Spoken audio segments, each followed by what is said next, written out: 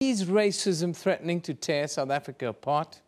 Are we doing enough to deal with this scourge that is not going away and at times look like it's on the increase in this country?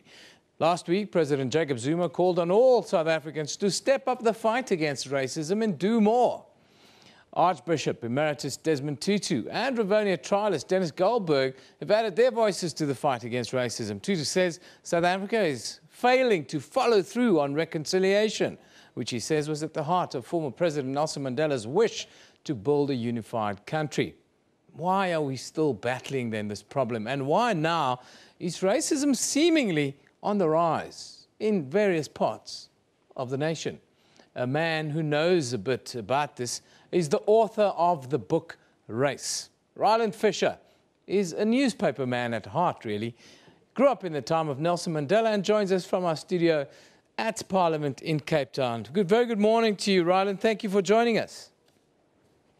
It's always a pleasure, Eben. Thank you for having me. Before we start, I just want to look at a clip that Denis Godlberg said on this topic, and I want you to respond to that. Can we just have a look at what Denis Godlberg says about where we're now? I think racism is a terrible blight on our land.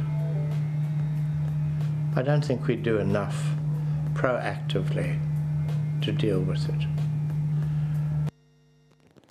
That's Rivonia trialist number 3, Denis Godlberg, talking about racism. Are we doing enough in South Africa as individuals and a collective to overcome the problem of race? Ryland, what do you think? No, I agree with Dennis. I don't think we are doing enough. I think what happened in South Africa, we went from a situation of repression to a situation of reconciliation. And we missed a couple of steps in between. In our eagerness to reconcile the nation, we missed a couple of steps in between. And I feel that unless we deal with the steps in between, the repression and the reconciliation, we will always have racism and we will always be unable to deal with it. In our eagerness to reconcile, we in some ways decided not to talk about racism. We decided, to almost ignore the problem. And the problem is so huge, it cannot be ignored. And I think we need to start confronting it immediately, all of us, not only government, but also when government pronounces on racism, it must be more than pronouncements. It must be accompanied by action.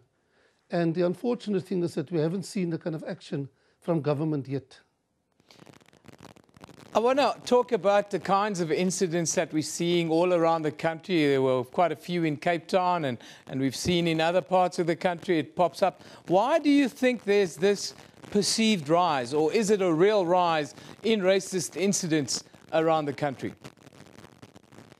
Eben, I don't think it is. I think these things have been around forever. I think maybe they've just been hidden a lot better. I think, what happens is that if you expose one incident, then it could rise to the exposure of other incidents. It could kind of bring other people to the fore.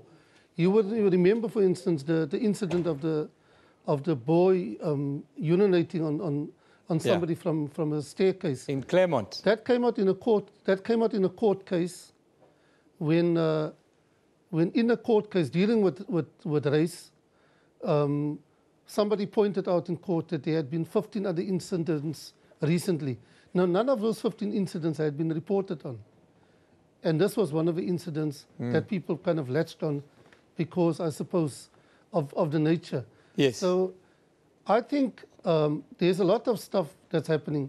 And I think what needs to happen is organizations like the Human Rights Commission needs to be more proactive in terms of going out to people and speaking to people and speaking to communities.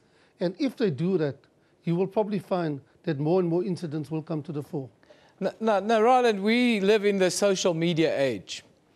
On social forums of all major media outlets, if you go on there, racial mocking, racial fights are a daily occurrence. Must this kind of thing not be moderated a little bit better on especially the social media pages of our major media outlets? I think there is a responsibility. You know, the thing about freedom of speech, the Constitution is a beautiful document because the Constitution has all these conflicting rights in it. And so freedom of speech as opposed to hate speech is not allowed. Yeah. And what you often see on social media and on the internet in particular is hate speech.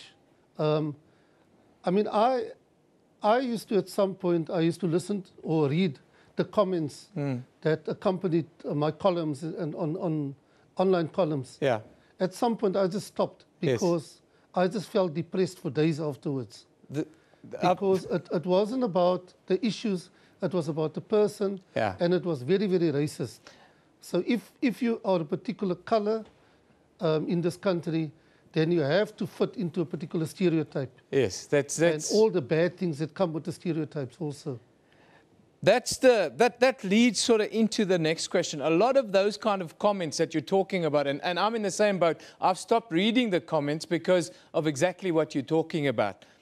Should media outlets then allow anonymous users, people who come with fake Facebook profiles and so forth, to post racist drivel and attacks on their pages? Should there not be a new way of getting people to interact with authors like yourself and others? I agree with you. I think, you know, if one looks at media, traditionally we defined media as the print media and the broadcast media. Yeah. And with the print media and the broadcast media, we have certain rules of engagement. For instance, as a newspaper editor, I would never ever publish a letter that came to me anonymously. So why should I do the same online? Yeah. On my portals online. So there needs to be some kind of way of monitoring this. But also, you see, if you are prepared to air your views in public, you must be prepared to take responsibility for your views. And identifying yourself is one way of taking responsibility. And so I agree. I think I am opposed to anonymous views in any forum. You mentioned earlier that we missed a few steps. Just take us back to those few steps, and how do we implement those few steps in this process or on the journey that we are on now as a nation? And at times it feels a little bit perilous, the kind of place we are in. You see, we had the Truth and Reconciliation Commission, but the Truth and Reconciliation Commission was limited in that it dealt with specific incidents. I think what we do need is a forum where people can engage on the issue of race and racism on an ongoing basis. I think what has happened in our society is that we've tried to transform our society through legal means, through you know, the numbers game. For instance, companies must employ X number of black employees, X number of colored employees, X number of Indian, X number of disabled employees, etc. And so companies are doing that very well. But what they're not doing is they're not changing their culture. And they're not embodying a progressive culture within companies and in government departments, for that matter. And that is what I'm talking about, is that we need to get it into the culture of South Africans to be non-racist. It's not going to be easy because at heart it's very difficult for us to be naturally non-racist and to be naturally non-sexist. Because even though we are born pure, we got corrupted along the way through our peers, through our communities, etc. And we adopt what we associate with the safe space of our peers in our communities. And we find sanctuary within that. And so, yes, it becomes difficult to be completely non-racist and to be completely non-sexist. But we need to get to that point where we discuss it and we explore it, what it means to be truly non-racist and to be truly non-sexist. And only once we do that can we start dealing with the scourge of racism.